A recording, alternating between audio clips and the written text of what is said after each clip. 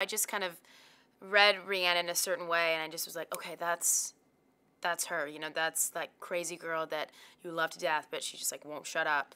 And I feel like sometimes every once in a while I have that tendency too to just kind of speak my mind and say something, and I'm like, oh, like she puts her foot in her mouth sometimes, but in a great, like, lovable way where you're like, oh, that's Rhiannon, she can get away with it.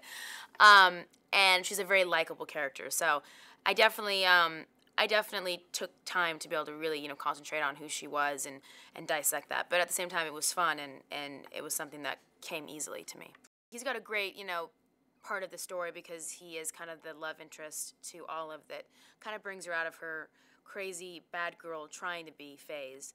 And he's like, hey, look, you know what, you can be you, and who cares what these morons think, and forget about him. So it's really neat how his character comes in. He's very, like, very acute to how you're feeling, and, you know, as an actor, he really can relate to, because he's got a great energy and a great vibe. So, and the tone that he has for this movie is right on. It's really funny, it's fresh, it's young, and he gives us a lot of opportunities to be able to improv and do our own stuff, you know, with the you know, with the help of other actors, and being able to kind of, you know, just experiment.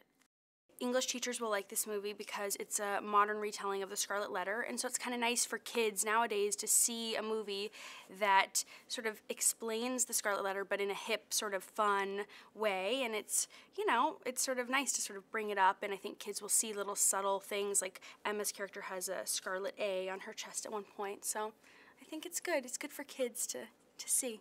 There was something about Marianne that was really likable, even though she is so mean. There was something really funny. Everybody has met that girl who is a type A personality and just wants to be right and wants to be better than everyone and wants to always one-up everyone. So it's kind of fun. I'm sort of thinking about all the girls that I've known throughout my life who sort of make their life so difficult by just not, you know, just sort of worrying too much, and so she's sort of a fun character to play.